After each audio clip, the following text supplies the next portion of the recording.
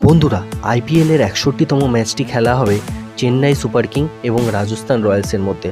Rajasthan Royals point তালিকায় আছে তৃতীয় স্থানে। অন্যদিকে চেন্নাই সুপার কিং এখান থেকে যদি তাদেরকে কোয়ালিফাইড করতে হয় নেক্সট রাউন্ডে, তাহলে তাদেরকে দুটি ম্যাচের মধ্যে দুটিতেই জিততে হবে।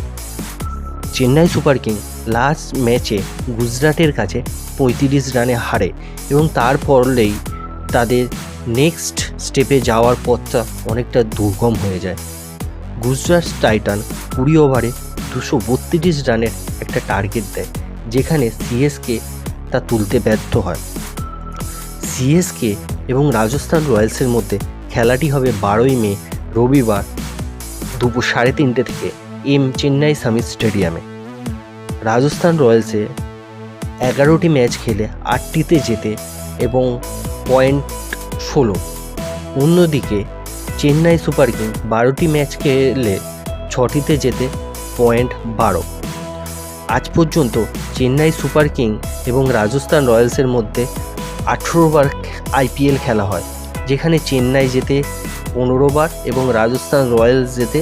সুপার কিংয়ের হয়ে যারা খেলবেন তাদের মধ্যে প্রথমেই আছেন ঋতুরাজ গাইকোয়াড়। ১২ ম্যাচ খেলে তিনি ৫৪১ রান করেন, স্ট্রাইক রেট ১৪১। দ্বিতীয় প্লেয়ার হিসাবে আছেন রাচিন রবীন্দ্র। তৃতীয় প্লেয়ার হিসাবে আছেন ড্যারেন মিচেল, যিনি ১১টি ম্যাচ খেলে ৩০০ রান করেন, স্ট্রাইক রেট ১৫০। চতুর্থ প্লেয়ার হিসাবে আছেন মঈন আলী, যিনি লাস্ট ম্যাচে ৩৬ বলে ৫৬ রান করেন গুজরাটের বিরুদ্ধে। পঞ্চম প্লেয়ার হিসাবে আছেন শিবম দুবে, যিনি ১২ ম্যাচ খেলে ১৭০ স্ট্রাইক রেটে ৩৭১ রান করেন। ষষ্ঠ প্লেয়ার হিসাবে আছেন সমীর রিজভি, যিনি ৪টি ম্যাচ খেলে ৩৬ রান করেন। সপ্তম প্লেয়ার হিসাবে আছেন রবীন্দ্র জাদেজা, যিনি ২২০ রান করেন, সাথে ৮টি উইকেটও নেন। মহেন্দ্র সিং ধোনি, যিনি ২২৬ স্ট্রাইক রেটে ১৩৬ রান করেন।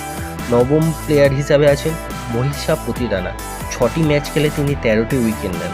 দশম প্লেয়ার হিসাবে আছেন মুস্তাফিজুর রহমান, যিনি ৯টি ম্যাচ খেলে ১৪টি উইকেট নেন। ১১তম প্লেয়ার হিসাবে আছেন শার্দুল ঠাকুর, যিনি ৭টি ম্যাচ খেলে ৩টি উইকেট নেন। তো বন্ধুরা, এই সিএসকে এবং রাজস্থান রয়্যালসের মধ্যে খেলায় আপনি কোন টিমকে সাপোর্ট করছেন দয়া করে কমেন্টে জানাবেন এবং বেল আইকন চেপে প্লিজ চ্যানেলটিকে সাবস্ক্রাইব করে দেবেন। ধন্যবাদ।